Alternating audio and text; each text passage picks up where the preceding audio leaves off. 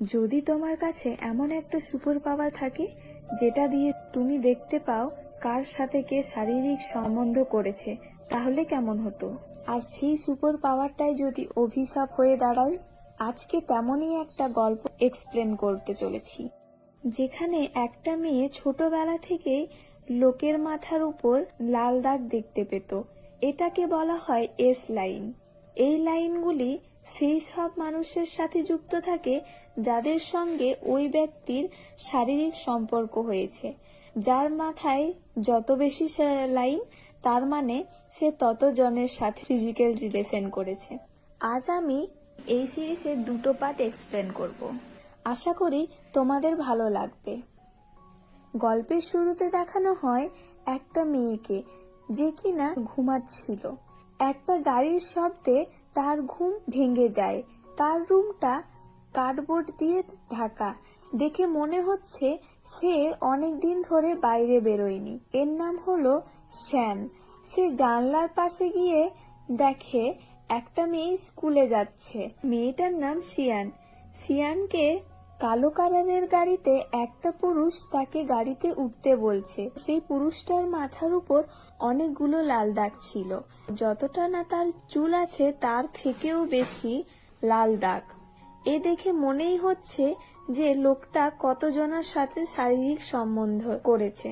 Scene দেখে আরো একটা মেয়ের মাথার উপর অনেকগুলো লাল দাগ। এই মেয়েটার নাম উইভার। সিয়ানের পাশের ফ্ল্যাটেই থাকে। সিনকে দেখে উইভার হাত নাড়ায়, কিন্তু সিন তখনই সাথে সাথে জানলাটা বন্ধ করে দেয়। কারণ সিন কারোর সাথে মিশতো না, সে একা থাকতে পছন্দ করত। এরপর সে টিভি চালায়। টিভির ভেতর মানুষগুলোর মাথাও লাল দাগ। তারপর আমাদের দেখানো হয় শ্যান এর পাস্ট সিন। ছোটবেলায় শ্যান নিজের বাবা মায়ের মাথায়ও অনেকগুলো লাল দাগ দেখতে পেত। তার মা শ্যানের খাতায় একটা ছবি দেখে। সেখানে দেখে তার বাবার মাথা থেকে একটা লাইন তার মায়ের বোনের দিকে এসেছে। তার মা আরো দেখে নিজের মাথা থেকেও কটা লাইন বেরিয়েছে। তখন সে সবকিছু বুঝতে পেরে রেগে গিয়ে সে নিজের স্বামীকে খুন করে ফেলে আর পালিয়ে যায়। আর এই পুরো ঘটনাটা ছোট্ট শ্যান দেখে নেয়। তাই শ্যান এখনো মনে করে ওই ঘটনার জন্য নিজেকে দোষী ভাবতে থাকে। সে মনে মনে বলে যে আমি যখন ছোট ছিলাম তখন জানতাম না এই লাল দাগটার মানেটা কি।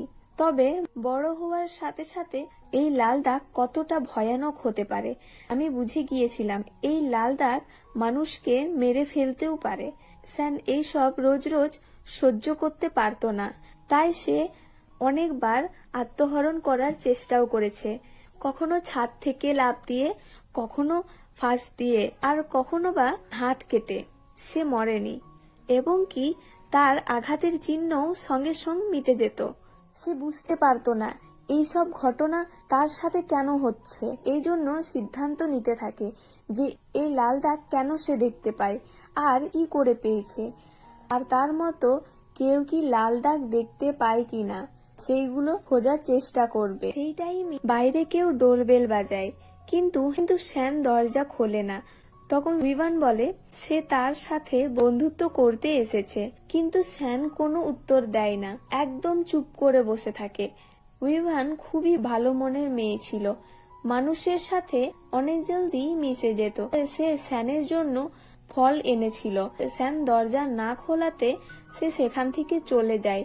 কিছুক্ষণ পর আস্তে আস্তে শ্যান দরজা খুলে ফলটা নিয়ে নেয়। সে এমন ভাবে খাচ্ছিল দেখে মনেই হচ্ছিল যে সে কতদিন ধরে খায়নি। পরের সিনে একটা লোককে দেখানো হয় যার নাম জ্যাক। জ্যাক হলো একজন পুলিশ অফিসার এবং এই গল্পের মূল চরিত্র। সে থানায় ঢুকে সব সহকর্মীদের সাথে কথাবার্তা বলে। পরে এক মহিলা কলিগের সাথে রোমান্টিক মুহূর্ত কাটায়। মেয়েটি জ্যাককে বলে আমার বিয়েতে আসবে তো। বিয়ের নাম শুনে জ্যাক সরে যায়। জ্যাক বলে আমি তোমার বিয়েতে কেন যাব? মানে মেয়েটির বিয়ে ঠিক হওয়ার সত্ত্বেও জ্যাকের সাথে টাইম কাটাচ্ছে। পরের সিনে কয়েকজন মেয়ে মিলে স্কুলের ছাদে সিয়ানকে বুলি করছে। এদিকে দেখা যায় একটা মেয়ে লাঠি নিয়ে ছাদের দিকেই আসছে। দেখে মনে হচ্ছিল সিয়ানকে বাঁচাবে, তবে দেখা যায় সে সিয়ানকে মেরে মাটিতে ফেলে দেয়। অর্থাৎ এই হলো সেই গ্রুপের লিডার। এই মেয়েটার নাম হিয়াং। হিয়াং বলে, তোকে টাকা আনতে বলেছিলাম, তুই কেন আনিসনি? আর তুই যদি তোর আঙ্কেলকে গিয়ে কিছু বলেছিস তাহলে তোকে এই ছাদ থেকে ফেলে দেব। পরের সিনে জ্যাক আর তার পার্টনার একটা মার্ডার স্পটে যায়। সেখানে একটা মেয়েকে খুন করা হয়েছে। জ্যাক পুরো ঘরটা খুঁটিয়ে দেখে। কিচেনে কন্টেনার দেখে বোঝা যায় ওই মেয়েটি হয়তো প্রায় বাইরে থেকে খাবার অর্ডার করত। ঠিক তখনই তার জুনিয়র পুলিশ এসে জানায়, আমি আশেপাশে জিজ্ঞাসা করেছি, কাল রাতে একটা ডেলিভারি বয় এখানে এসেছিল। উইভান আবার শ্যানকে খাবার দিয়ে যায়। ঠিক সেই সময় টিভিতে খবর দেখানো হচ্ছিল। সেই হেলমেট পরা ডেলিভারি বয়ের ভিডিও দেখানো হচ্ছিল। শ্যান দেখে ছেলেটার মাথায় একটা এস লাইন, তার উপর সন্দেহ হয়। সেই রাতে দেখে সেই হেলমেট পরা ছেলেটি আসছে তাদের ফ্ল্যাটের দিকে। সেই ছেলে উইভান এর রুমের দিকে যাচ্ছিল। শ্যান ভয় পেয়ে পুলিশকে কল করে তার ব্যাপারে বলে। ঠিক তখনই দেখতে পাই উইভান সেই ছেলেটার সাথে রোম্যান্স করছে। তাই বুঝতে পেরে যায় হয়তো এই ছেলেটা উইভান এর বয়ফ্রেন্ড হবে, তাই কল কেটে দেয়। পরের সিনে সকালে জ্যাককে জানায় যে ওদিকে দেখা যায় শ্যান আজ স্কুল যায়নি। ওর বেঞ্চের দিকে তাকিয়ে থাকে। সায়ানের লকার খুলে লাভ লেটার পায়। সায়ান বাড়িতে ছিল, তখনই ওর আঙ্কেল আসে।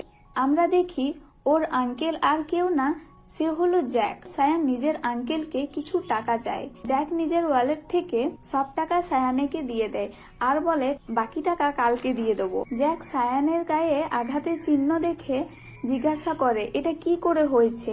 কেউ কি তোমাকে স্কুলে বুলি করেছে? সায়ান রেগে গিয়ে বলে, আপনার জানার কোনো দরকার নেই, শুধু এটা বলুন যে আপনি কত টাকা দেবেন। জ্যাক বলে, তুমি এটা বলো যে টাকাগুলো নিয়ে কি করবে। সায়ানে কোনো উত্তর না দিয়ে নিজের রুমে গিয়ে দরজা বন্ধ করে দেয়। এ দেখে বোঝা যায় তাদের সম্পর্কটা ঠিক ভালো না। তখনই জ্যাকের কল আসে। জ্যাককে জানায় যে কাল রাতে একটা মেয়ে হেলমেট পরা ছেলের ব্যাপারে কিছু বলছিল। তাই সঙ্গে সঙ্গে জ্যাক ফ্যানের অ্যাপার্টমেন্টের বাইরে বেল বাজায়। সেন খোল দিয়ে দেখে জ্যাক এর উপর অনেকগুলো লাল দাগ। সেন দরজা খুলছিল না, কারণ সে ভাবছিল জ্যাক হয়তো খারাপ লোক হবে।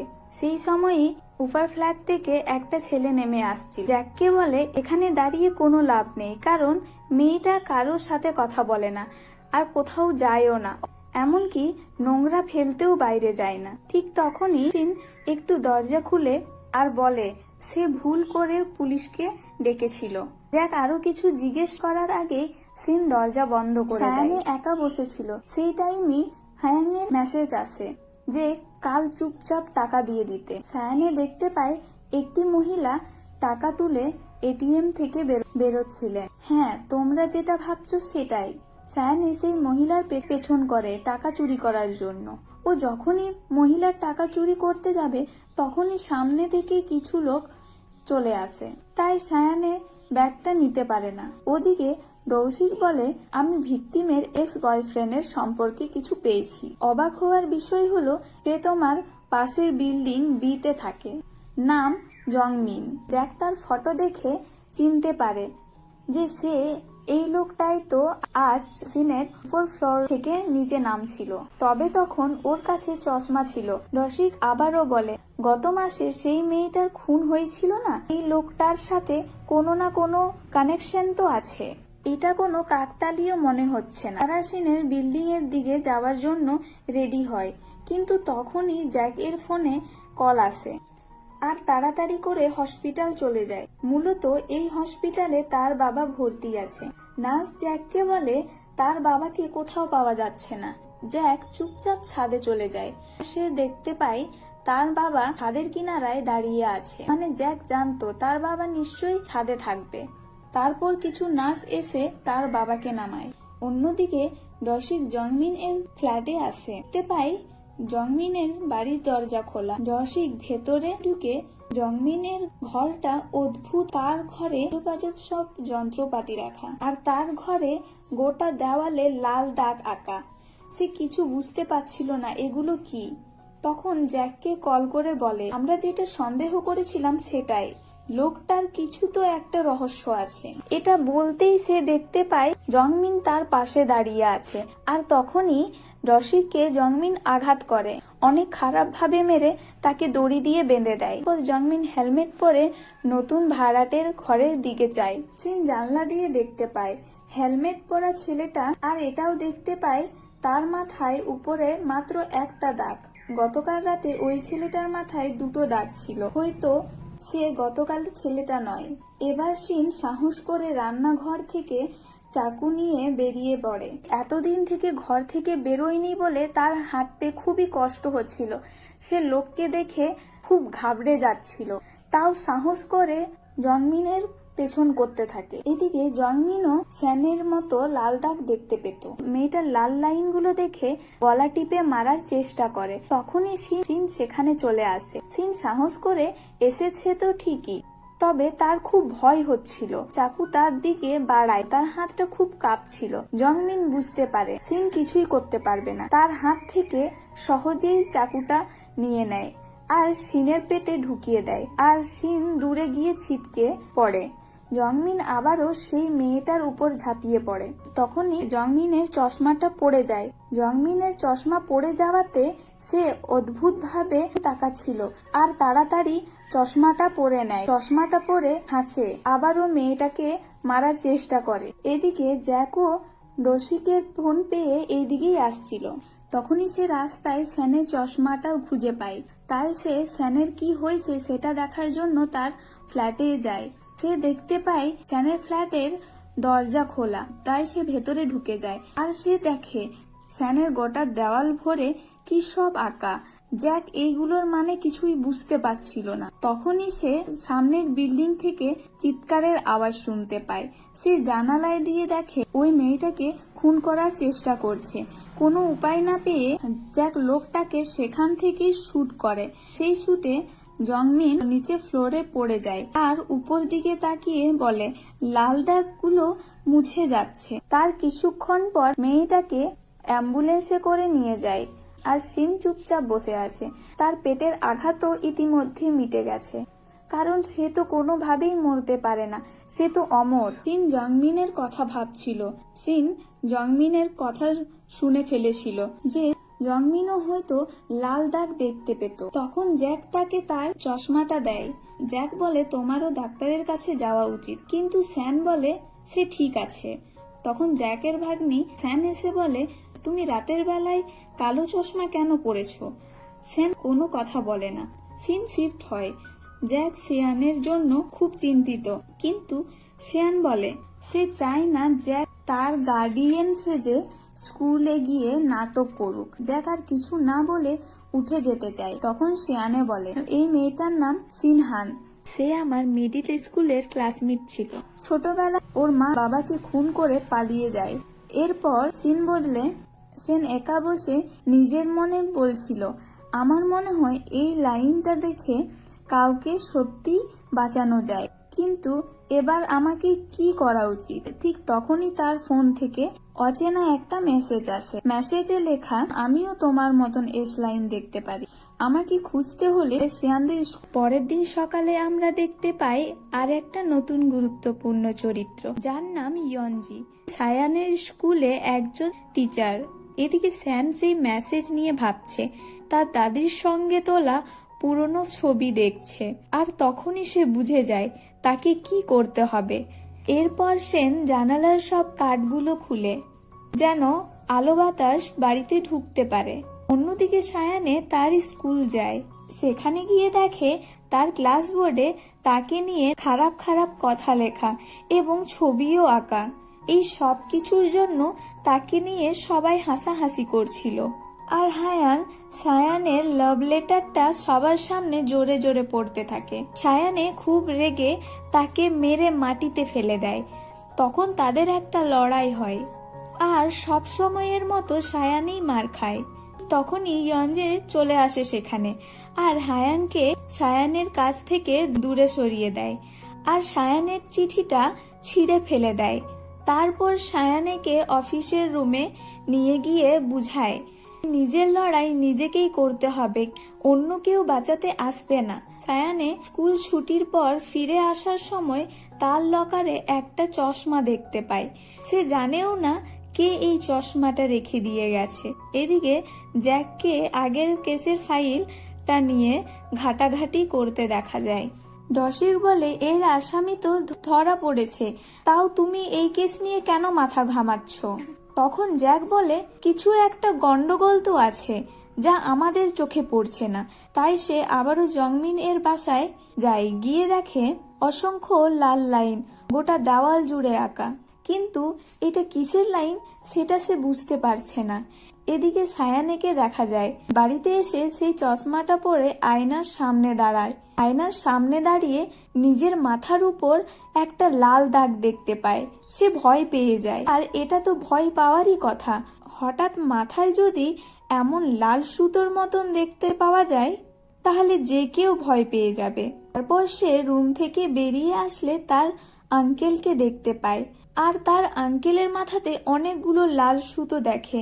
সে খুব ভয় পেয়ে জোরে চিৎকার করে ওঠে আর সেখান থেকে বাইরে পালিয়ে যায়। জ্যাক তো কিছুই বুঝতে পারছিল না সায়ানের কি হলো। এভাবে সায়ানে বাইরে যেতে স্যান দেখতে পায়। রাস্তাঘাটে গিয়ে তো সায়ানে অবাক, কারণ সবার মাথার উপর লাল সুতোর মতন বেরিয়ে এর ওর কাছে জুড়েছে। কিছুক্ষণ পরে সায়ানে কিছুটা আন্দাজ করতে পারে যে এই লাল সুতোগুলো আসলে কি। পরের দিন সায়ানে স্কুল যাওয়ার সময় জ্যাক তাকে বলে, চলো তোমাকে স্কুল পৌঁছে দেব। কিন্তু সায়ানে তার মাথার উপর দিকে তাকিয়ে বলে, তুমি একটা ফালতু। এরপর সায়ানে স্কুলে আসে, আর সেই চশমার কারণে সে খুব খুশি আর খুব কনফিডেন্সও লাগছিল। কিন্তু তার ক্লাস টিচার ইয়ঞ্জির মাথায় একটাও এস লাইন নেই।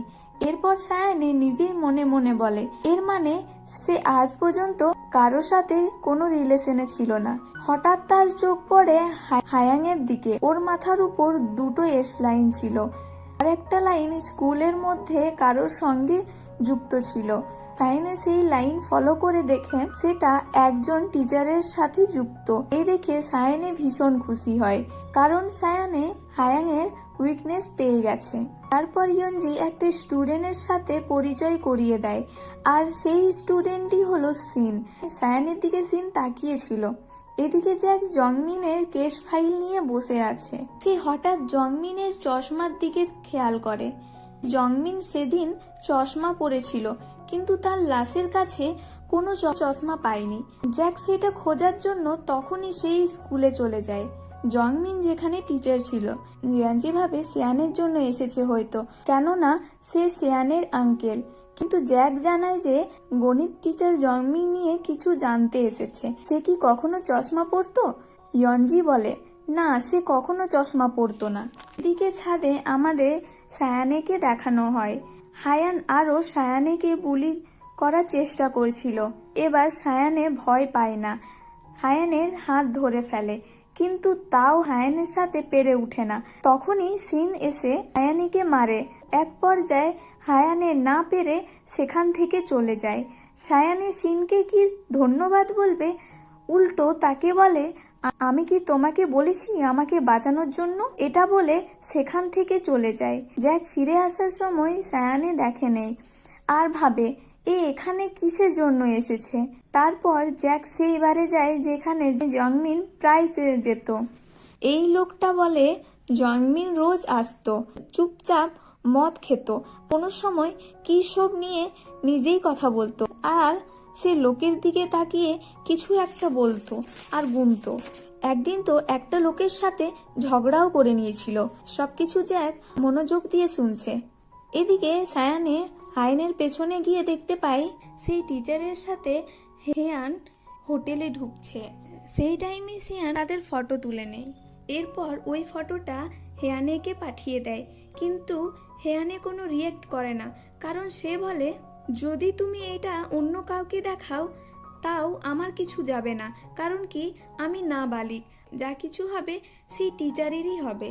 এই কথা শুনে সিয়ানে হতাশ হয়ে যায়। তারপর সেই ফটোটা জুম করে দেখে, আর তার মাথায় একটা আইডিয়া আসে। পরের দিন সকালে আমরা স্টাফ রুমে সব টিচারকে দেখতে পাই, তারা সবাই কথা বলছিল।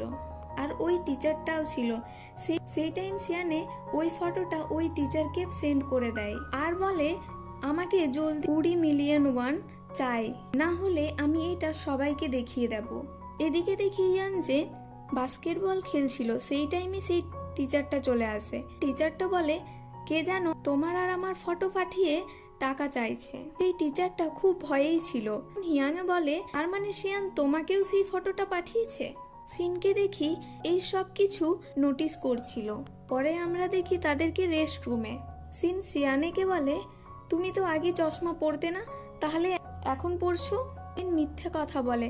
সে বলে এখন আমি ভালো করে দেখতে পাই না, তাই চশমা ইউজ করছি। সিন ওই চশমাটাকে উঠিয়ে বলে তুমিও কি সেই লাল দাগ দেখতে পাও? সিয়ানে বলে তুমিও কি দেখতে পাও?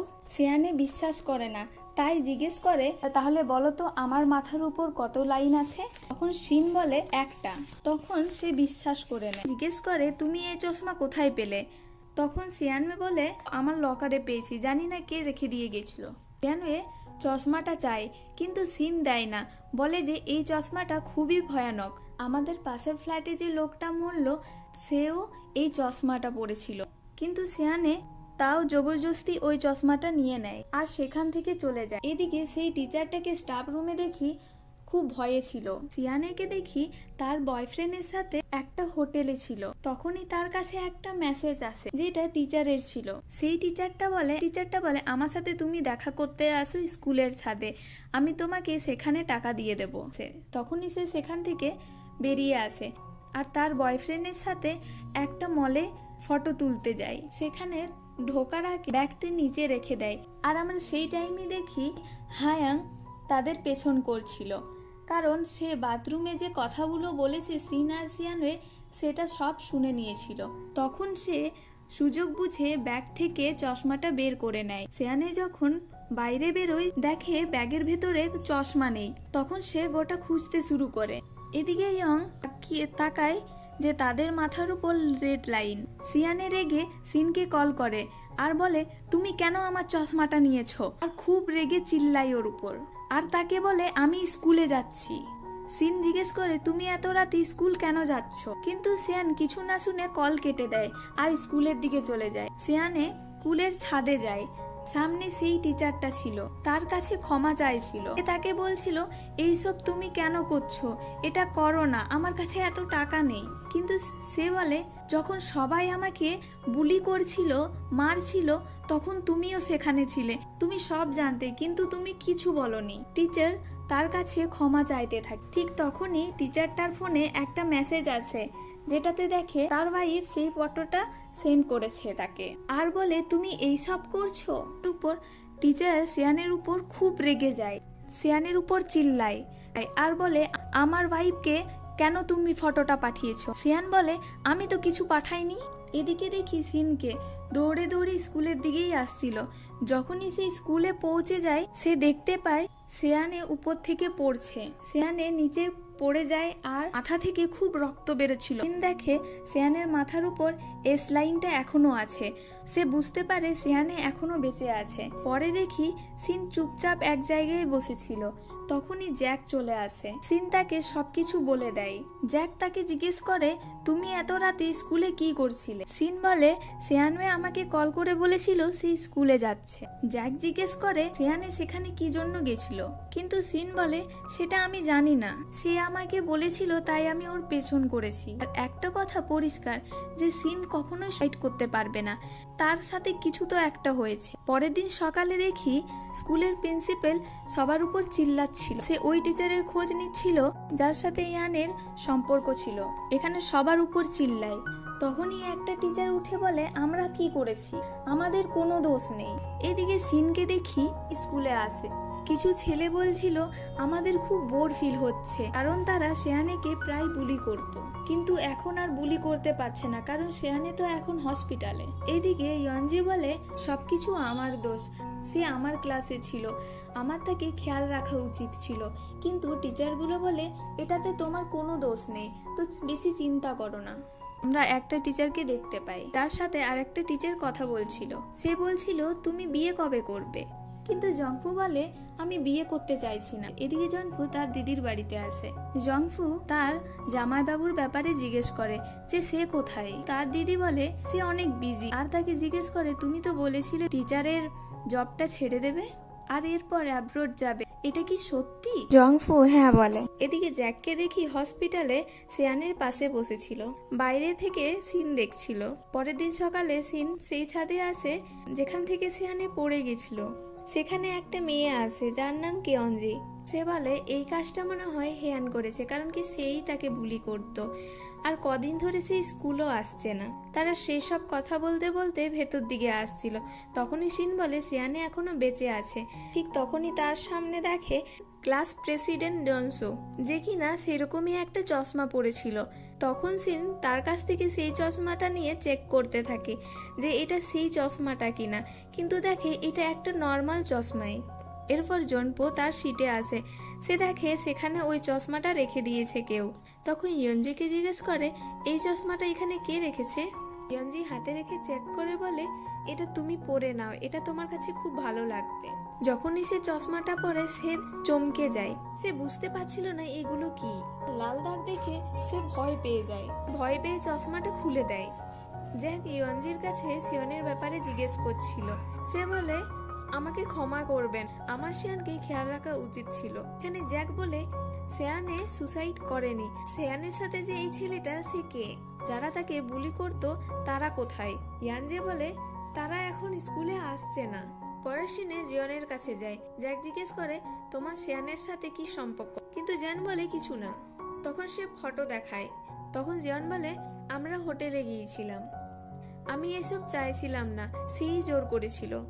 জ্যাক জিজ্ঞেস করে তোমরা যখন শপে ঢুকেছিলে তখন কি কিছু একটা হয়েছিল। তখন কিছুক্ষণ ভেবে বলে যে হ্যাঁ, সে ব্যাগে কিছু খুঁজছিল আর সে সেখান থেকে পালিয়ে যায়।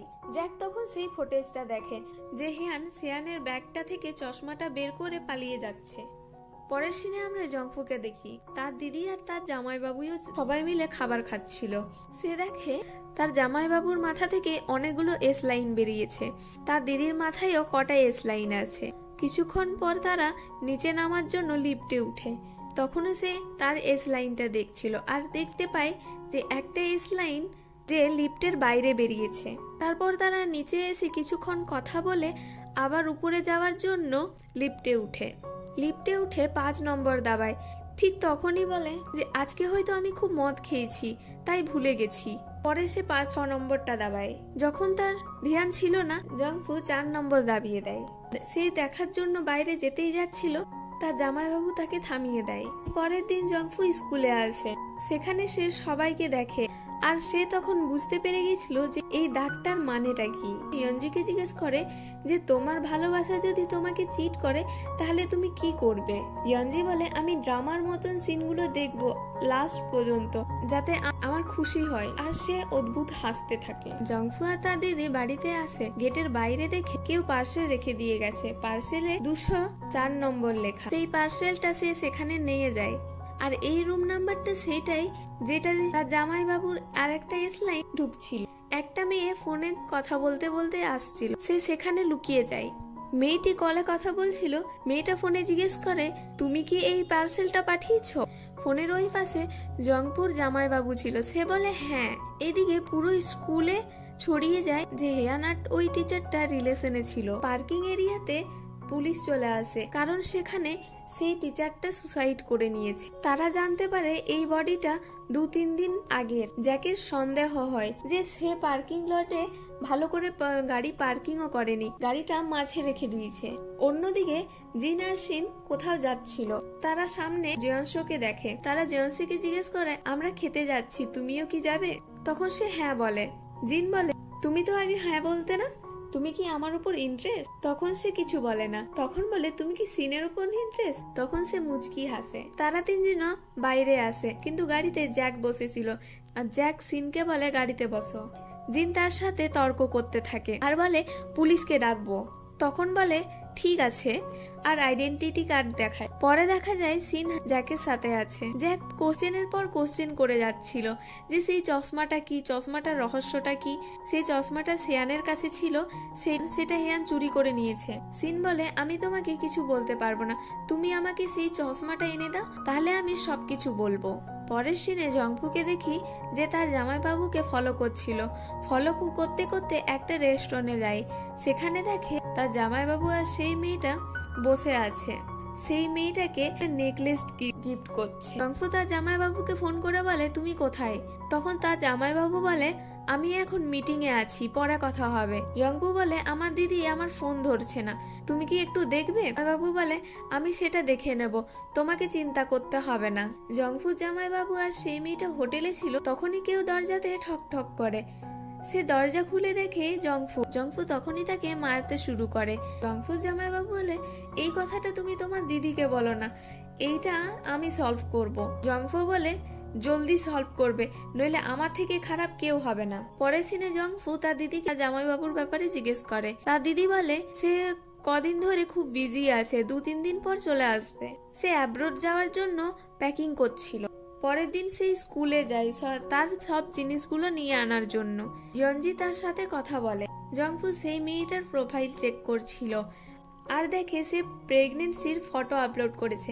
তখনই সে সেখান থেকে দৌড়ে বাড়িতে আসতে থাকে। রাস্তায় দেখে কারো অ্যাক্সিডেন্ট হয়েছে। দেখে তার দিদি ছিল। তার দিদি একটা গাড়িকে ধাক্কা মারছিল। যার গাড়িটাকে ধাক্কা মারছিল সে হলো ওই মেয়েটাই। তখনই জংফুর জামাইবাবু আসে। তার দিদির কাছে না গিয়ে সে সেই মেয়েটার কাছে যায় আর জিজ্ঞেস করে তুমি কি ঠিক আছো? মেয়েটা বলে জানি না এ কে, সে আমাকে মারার চেষ্টা করছিল আর আমাদের বেবিটাকেও। জংফু রেগে তার জামাইবাবুকে মারতে যাচ্ছিল। তখনই তার দিদি চিল্লে থামায়। এই মেয়েটার নাম তানসিক আর ওটা তার বর, আমি ওর মিস্ট্রেস। সে আমাকে সেদিন ফোন করে বলে দিয়েছিল যে জংফু আমার আর সেই মেয়েটার ব্যাপারে বুঝতে পেরে গেছে, এবার তুমি দেখো তুমি কি করবে। পরে আমরা জ্যাককে দেখি যে সেই টিচারের সুসাইড নোটটা মন দিয়ে দেখছিল। তখন ঘরে এসে এর কিছু একটা খুঁজছিল। রাতে আমরা সিনকে দেখি যে বাড়ি যাচ্ছিল। সে দেখে জ্যাক সেখানে বসে আছে। জিজ্ঞেস করে এইসব কি? এটা সিয়ানে লিখেছে। সিন তাকে বলে এটা এস লাইন, এটা যে কেউ লোকের কাছে থাকে। এটা দেখে আমরা বুঝতে পারি কে কার সাথে ফিজিক্যাল রিলেশন করেছে। যে কেউ এই চশমাটা পরে সে এই জিনিসটা দেখতে পারে। আমার মনে হয় সিয়ানেকে কেউ বুলি করেছিল আর সেই তাকে ধাক্কা দিয়েছে। পরে আমরা সিনকে দেখি একটা জায়গায় দাঁড়িয়ে আছে। সে সিয়ানের মাথা থেকে দেখে যে এস লাইনটা মিটে যাচ্ছে, তার মানে সিয়ানে মারা গেছে। সে তখনই চেঁচিয়ে দেয়। সে বুঝতে পারে সে ক্লাসরুমে আছে আর এটা শুধু একটা স্বপ্ন ছিল। পরের সিনে আমরা আর একটা টিচারকে দেখি যে সিনিয়র টিচার তাকে বকছিল কারণ সে কাজ কমপ্লিট করেনি। সেই চশমাটা দেখি তার কাছেও আছে, তার মানে এই চশমাটা একটা নয় অনেকগুলো আছে। সেও সেই এস লাইনগুলো দেখতে পায়। পরে দেখি সবাই ক্যান্টিনে খাবার খাচ্ছিল। মিশন বলে আমার স্বপ্ন অ্যাক্টর হওয়ার। সবাই মিউজিক টিচারকে দেখে আর বলে সে কত হ্যান্ডসাম, আমরা কি তাকে জিজ্ঞেস করব তার গার্লফ্রেন্ড আছে কিনা। আমরা দেখি মিশনকে যে মিউজিক টিচারের দিকে তাকিয়ে আছে, দেখে মনেই হচ্ছিল যে তাকে মনে মনে ভালোবাসে। মিশন ওই হোটেলে যায় যেখানে সিন কাজ করে। সিন তখন কাজ করছিল। তখনই সেই হোটেলে চেকিং করার জন্য আসে। সে দেখতে পায় এটা তো তার বন্ধু আর ওরা দুজনা সিনের পাশে বসে। তখনই আরো একজন চেকিং করার জন্য আসে। সে যাওয়ার সময় জিন তাকিয়েছিল আর বলে একে আমি কোথাও তো দেখেছি, কিন্তু কোথায় দেখেছি মনে পড়ছে না। এটা মিশন হয়। মিশন একটা রুম ভাড়া করে নিজেই কথা বলতে থাকে। পরে তারা ছাদে ছিল। জিন মিশনকেই দেখছিল। সে বুঝতে পারে যে এটা তো তাদের স্কুলের টিচার। মিশন তার রুমে চলে আসে। জ্যাক রাত্রেবেলা জিনের মা বাবার কেসটা দেখছিল যে কি করে একটা ছোট বাচ্চা ছবি এঁকেছিল। সেটা তার মা দেখে বুঝে গেছিল তার বর তাকে চিট করছে আর তখন সে তার বরকে মেরে ফেলে। জ্যাক সিনের সাথে হসপিটালে ছিল। জ্যাক বলে আমি জানতে চাই যে সিয়ানের মাথায় কতগুলো এস লাইন আছে। সিন বলে আমি এটা বলতে পারবো না, কারণ কি এটা তার পার্সোনাল। জ্যাক বলে তার মানে তার আছে। সিন বলে আমি নিজেও জানি না সেটাকে, কিন্তু এইটুকু জানি সে আমাদের স্কুলের নয়। জ্যাক জিজ্ঞেস করে, তোমার কি মনে হয় এরকম চশমা আরো আছে? সিন বলে, আমি জানি না।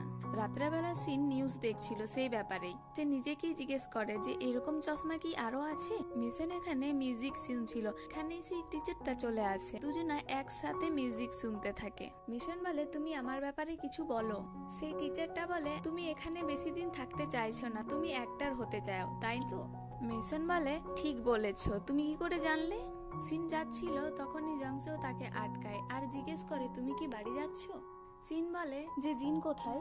জংসন বলে সে বলেছিল তার একটা কাজ আছে। জংসক তাকে বলে, আমি এখানে আগে সুইমিং করতাম। সিন তো সুইমিং করার জন্য বারণ করেছিল, কিন্তু কি যে মনে হয় সে জলে ঝাঁপিয়ে দেয়। জংসকের মনে হয় সে হয়তো ডুবে যাচ্ছে আর সেও জলে ঝাঁপিয়ে দেয়, কিন্তু সিন বাইরে চলে আসে আর তারা উপরে উঠে আসে। জংসক তাকে ব্ল্যাঙ্কেট দেয় যাতে তার ঠান্ডা না লাগে। একসাথে নুডলস খায়। সিন বলে, আমি অনেকটা আজব, আমি আর দুটো নর্মাল মানুষের মতন নয়। আমি লোকের উপরে এস লাইন দেখতে পারি, যে সেই লোকটা কার সাথে ফিজিক্যাল রিলেশন করেছে বুঝে যায়। জংসুক জিজ্ঞেস করে, এরকম কি? জংফু জিজ্ঞেস করে, বলো তো আমার মাথায় কতগুলো লাইন আছে? সিন বলে, একটাও না, আন্না জিনের মাথায় আছে। তোমার কি আমার কথাতে বিশ্বাস হয়েছে? জংশু বলে, তুমি যখন বলছো তার মানে সত্যি, আমার তাতে কোনো প্রবলেম নাই। রাতে যখন সিন শুয়েছিল, জংশুর সাথে কাটানো সিনগুলো মনে করছিল আর তার মাথায় এস লাইন চলে আসে। পুলিশ স্টেশনে কেউজন এসেছিল, জ্যাককে দেখে সে হাই বলে। টসিক জ্যাককে জিজ্ঞেস করে, তুমি কি এই মেয়েটাকে চেনো? তুমি কি তাকে ডেট করতে? জ্যাক না বলে। জ্যাক ইয়ঞ্জের ব্যাপারে মনে করে আর বলে, এমন একজন আছে যার ব্যাপারে আমি অনেক জানতে চাই। এদিকে মিশনকে দেখি হোটেলে এসে চেকিং করছিল আর সেখানে নিজেই বলে যে এই একমাত্র রুম আছে যেটাতে থেকে আমার মন হালকা হয়, কারণ এই রুমে একটা ফুটো আছে যেটা থেকে সে দেখে পাশের রুমে কে ফিজিক্যাল হচ্ছে। দেখি সেই রুমে সেই টিচারটা আসছে, সাথে একটা মেয়েও ছিল। মিশন এগুলো দেখে সে অবাক হয়ে যায়। পরের দিনও তারা এখানে এসেছিল, কিন্তু মিশন সবকিছু রেডি করে রেখেছিল। জলের মধ্যে নেশা জাতীয় ওষুধ লাগিয়ে দিয়েছিল। যখন সেই মেয়েটা রুমে ঢুকছিল, তখনই মিশন তার মাথায় জোরে মেরে বেহোশ করে দেয় আর তাকে বেঁধে তার কাপড়টা নিয়ে নেয়। তার মতনই সে যে সেই রুমে ঢুকে, আর যখনই সে রুমের ভেতরে ঢুকে তখনই মিউজিক টিচার তাকে চিনে নেয়। সে জিজ্ঞেস করে, তুমি এখানে কি করছো? সেই টিচারটা সেখান থেকে যেতে চাইছিল, তখনই মিশন পেছন দিক দিয়ে স্টেপলার নিয়ে তার দিকে ছুড়ে। সেই টিচারটাও একটু নেশায় ছিল, কারণ সে সেই জলটা খেয়ে নিয়েছিল। পরে তাকে বেডে নিয়ে আনে, কিন্তু সেই টিচারটা মাথা থেকে রক্ত বেরোতে থাকে। কিন্তু মিশন যখন বুঝতে পারে সে মরে গেছে, সে পাগলের মতন করতে থাকে আর সে নিজেকেও হাত কেটে মেরে ফেলে। যখন স্টাফ পরিষ্কার করতে আসছিল, তখন সে বাঁধা অবস্থায় সেই মেয়েটাকে দেখতে পায়। সেই মেয়েটা বলে, সে আমার সাথে এরকম করেছে আর আমার কাপড়গুলোও নিয়ে চলে গেছে। সিন যখন রুমে আসে, তখন দেখতে পায় সেই টিচারটা মরা অবস্থায় বেডে পড়ে আছে আর বাথরুমে মিশন। পরের সিনে সেখানে পুলিশ আসে, কিন্তু সেখানে মিশনের কাছে সেই চশমাটা ছিল না। জ্যাক বাইরে এসে সিনকে জিজ্ঞেস করে যে এখানে কি হয়েছিল। সিন তাকে বলে দেয় যে এটা কে আর সে এখানে কিভাবে আসতো। জ্যাক জিজ্ঞেস করে, এটাও কি সেই চশমাটার সাথে সম্পর্ক? সিন হ্যাঁ বলে। রাত্রেবেলা জ্যাক সিয়নকে দেখতে যায়। তারপর জ্যাক সেই হোটেলে যায় যেখান থেকে সেই টিচারদের বডি পাওয়া গেছিল, আর তখন সেই চশমাটা পায়। আগের এপিসোডে আমরা দেখেছিলাম জ্যাক সেই চশমাটা পেয়ে গেছে। এপিসোড 5 এর শুরুতে জ্যাক আর শিয়ানেকে দেখি যখন শিয়ানে খুব ছোট ছিল।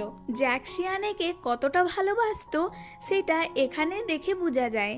জ্যাকের দিদিদের মৃত্যুর পর জ্যাকই তাকে নিজের মেয়ের মতো করে আগলে রেখেছে তাকে।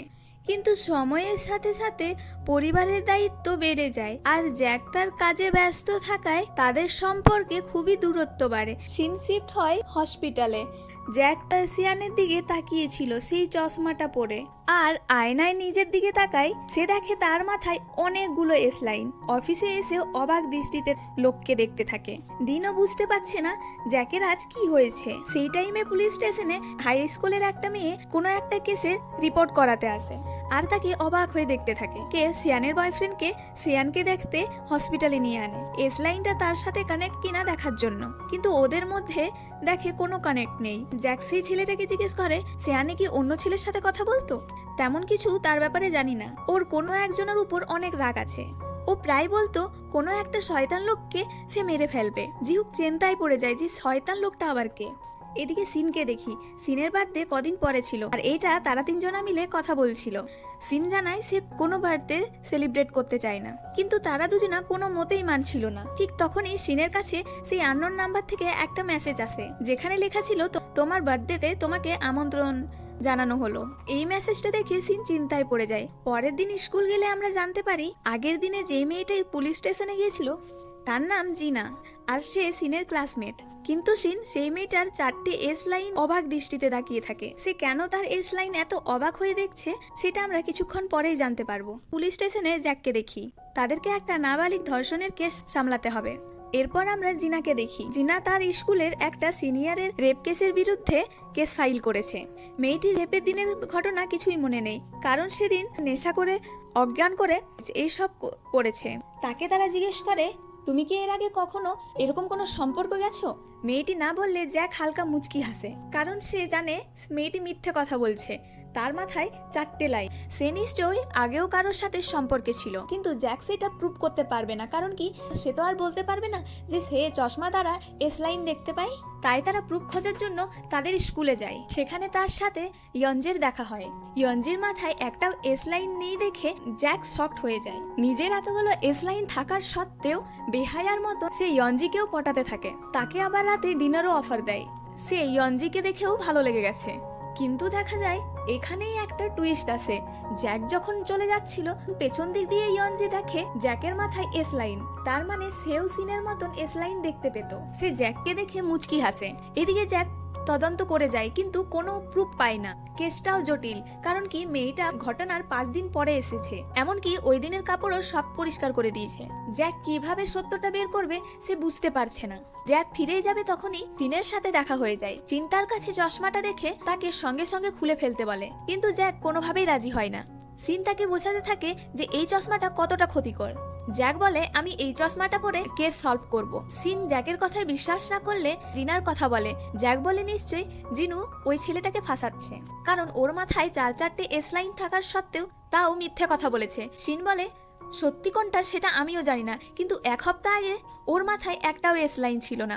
ওর সাথে হয়তো কোনো একটা খারাপ হয়েছে। এই কথা শুনে জ্যাক এবার চিন্তায় পড়ে যায়। জ্যাক যত জলদি এই কেসটা সলভ করতে চাইছে, সে সেই কেসের আরো শুরুতে চলে আসছে। জ্যাক তখন আবার শুরু থেকে নতুন ভাবে কেসটা ঘাটতে থাকে। সেই ছেলেটার বাড়ি গিয়ে তার বাড়ি চেক করতে থাকে, কিন্তু সে কিছুই পায় না। কিন্তু সকাল হলেই আবর্জনার মধ্যে কিছু একটা খুঁজতে থাকে। একটু পরে বেডের কভার খুঁজে পায়, যেখানে রক্ত দেখে বোঝাই যাচ্ছে আসলেই সেই ছেলেটা জিনুর সাথে কিছু একটা খারাপ করেছে, যেটা সেই ছেলেটা লুকাতে চাইছে। কারণ এটা ওই ছেলেরই বিছানার কভার।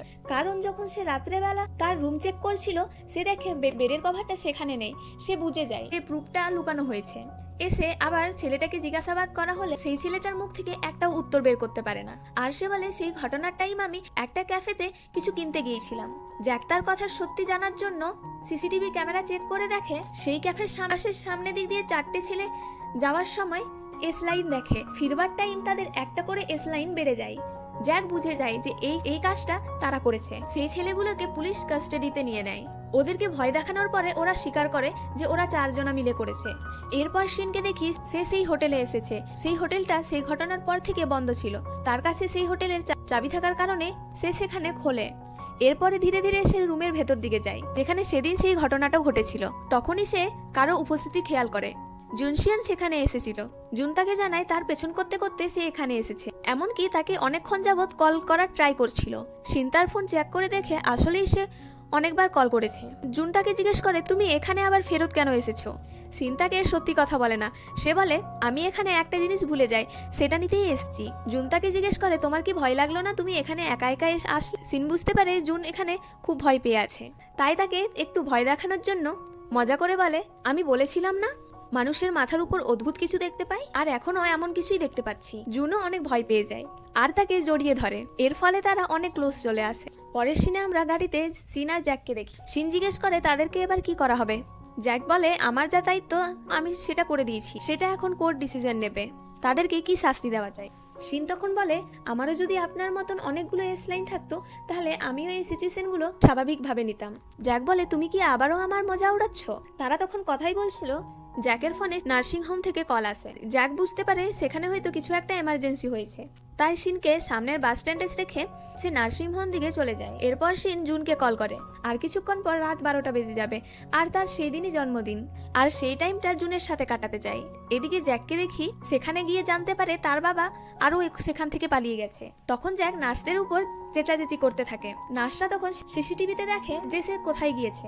তখন নার্স তাকে বলে, আপনি কি এই ফুটেজটা চেক করতে পারেন? আমরা এই মহিলাটাকে আগে কখনো দেখিনি। সিসিটিভিতে দেখা যায় সেই মহিলাটি তার বাবাকে কোথাও নিয়ে যাচ্ছে। জ্যাক যখন ভালো করে দেখে, সে দেখে এটা তো মিস ইয়নজি। আর ইয়নজি থেমে জানি না কেন ইচ্ছা করে সিসিটিভি ফুটেজের দিকে তাকায়। জ্যাক তো নিজের চোখে বিশ্বাসই করতে পারছিল না যে এটা কি হচ্ছে। আর ঠিক তখনই তার কাছে একটা মেসেজ আসে। সিয়ানের হসপিটালের ছবি পাঠানো হয়। সে তাড়াতাড়ি করে হসপিটালে যাওয়ার উদ্দেশ্যে বেরোয়। সে মনে করছিল সিয়ানের হয়তো কিছু ক্ষতি হয়েছে।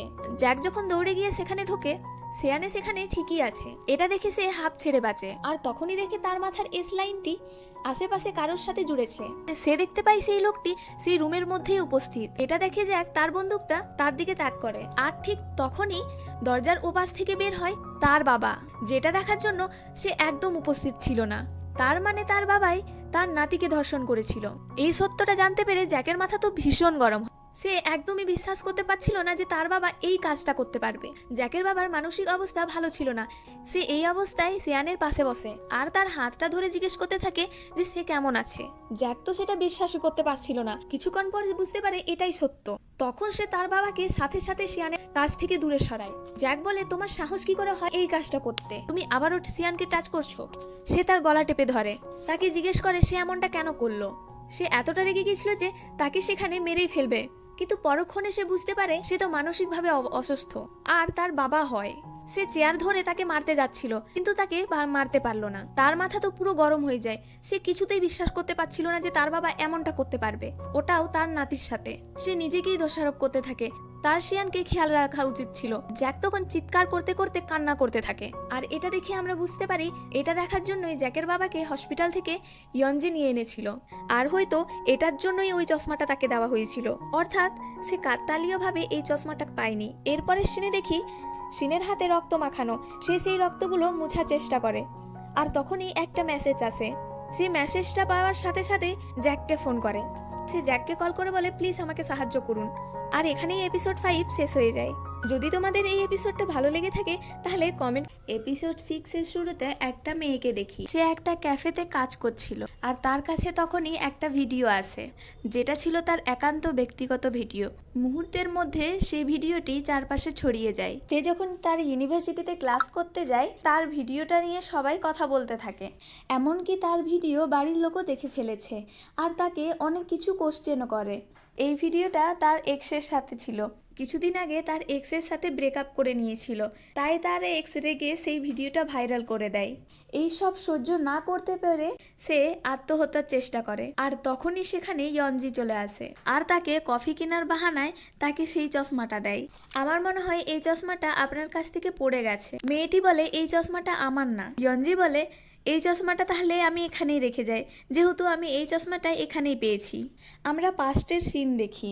সেদিনের ঘটনা, যেদিনকে জ্যাক সিনকে বাস স্ট্যান্ডে নামিয়ে দিয়ে গেছিল আর সিন জুনকে কল করেছিল।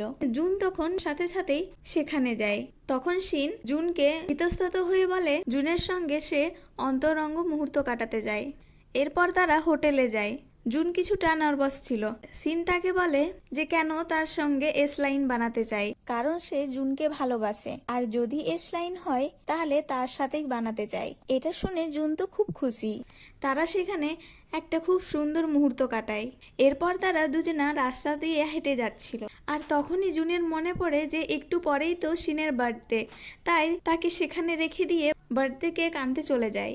সিনের তখন নজর পড়ে পাশের দোকান গ্লাসের উপর, যেখানে নিজের এস লাইনটা দেখে মনে মনে খুব খুশি হয়। আর সে তখনই খেয়াল করে তার মাথার উপর এস লাইনটা আস্তে আস্তে মিটে যাচ্ছে আর আস্তে আস্তে সেটা উধাও হয়ে যায়, যেটা দেখে সিন একদম ঘাবড়ে যায়।